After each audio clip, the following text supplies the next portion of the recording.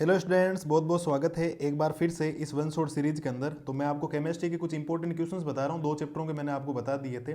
आज हम लोग तीसरे चैप्टर के इंपॉर्टेंट देखेंगे और तीसरा चैप्टर है रासायनिक बल गतिकी, जिसके अंक होने वाले हैं 6। पहला चैप्टर भी 6 नंबर का था, दूसरा भी 6 नंबर का और तीसरा भी कितने नंबर का, 6 नंबर का।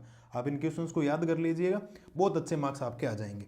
पहला क्वेश्चन है अभिक्रिया वेग तथा विशिष्ट अभिक्रिया वेग की परिभाषा लिखो। अभिक्रिया वेग किसे कहते हैं और विशिष्ट अभिक्रिया वेग किसे कहते हैं, इसकी परिभाषा भी आपको आनी चाहिए।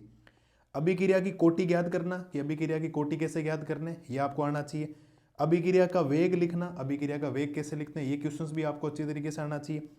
अभिक्रिया वेग से ये आपको वायु के विघटन की दर ज्ञात करने का प्रश्न आना चाहिए, इस बात को ध्यान रखना। अभिक्रिया की कोटि और अणु संकेता में अंतर लिखिए।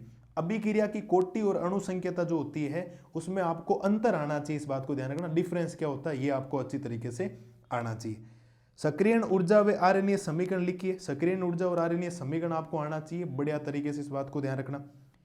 प्रथम कोटि अभिक्रिया, द्वितीय कोटि अभिक्रिया और शून्य कोटि अभिक्रिया की इकाई लिखना कि प्रथम कोटि अभिक्रिया की इकाई क्या होती है, द्वितीय कोटि अभिक्रिया की इकाई क्या होती है और शून्य कोटि अभिक्रिया की इकाई क्या होती है, ये भी आपको बढ़िया तरीके से आना चाहिए, इस बात को ध्यान रखना। तो शानदार तरीके से जो 7 क्वेश्चंस मैंने आपको बताए हैं बढ़िया तरीके से याद कर लीजिएगा, आपका काम बहुत आसान हो जाएगा। अगला, प्रथम द्वितीय और शून्य कोटि अभिक्रिया की परिभाषा व उदाहरण। प्रथम कोटि अभिक्रिया, द्वितीय कोटि अभिक्रिया और शून्य कोटि अभिक्रिया की परिभाषा और उदाहरण आपको आने चाहिए, इस बात को ध्यान रखना।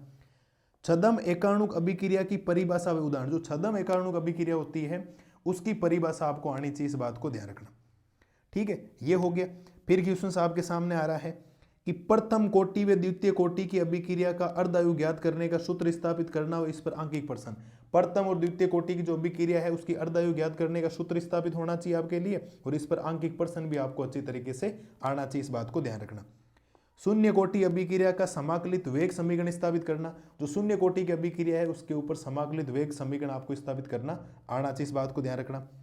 प्रथम कोटि की अभिक्रिया को 75% पूर्ण होने में लगा समय अर्धायु का दुगुना होता है, यह भी आपको अच्छी तरीके से आना चाहिए। क्यों होता है यह आपको सिद्ध करना है। अभिक्रिया के वेग को प्रभावित करने वाले कारकों में से कोई एक का प्रभाव, जो अभिक्रिया के वेग को प्रभावित करने वाले कारक होते हैं उसमें से एक का प्रभाव आपको अच्छी तरीके से बताना है, इस बात को ध्यान रखना। ये मैंने आपको तीसरे चैप्टर के जितने इंपॉर्टेंट बन सकते हैं, प्रत्येक चैप्टर के 13 से 14 क्वेश्चंस बनेंगे, आप इनको याद कर लीजिए, आपके पास मोर देन सफिशिएंट टाइम होगा। अगर आप लोग आज से याद कर ले तो मैं 2 दिनों के अंदर पूरे अपलोड कर दूंगा आपके सामने। ठीक है, 2 मॉडल पेपर भी लेकर आ जाऊंगा, इससे बढ़िया कुछ नहीं हो सकता। मैं आपके लिए पूरा काम कर रहा हूं। एक बार आप लोग देख लीजिए जो भी क्वेश्चन है आपके सामने, स्क्रीनशॉट वगैरह लेके बढ़िया तरीके से आप लोग काम कर लीजिए, आपका काम बहुत आसान हो जाएगा। वैसे भी आपके अच्छे मार्क्स आ जाएंगे, इस बात को ध्यान रखना। ठीक है, यहाँ तक मेरे हिसाब से कोई दिक्कत आपको होनी नहीं चाहिए। ये मैंने आपको तीसरे चैप्टर के इंपॉर्टेंट बता दिए। कल मैं आपको बताऊंगा चौथे चैप्टर के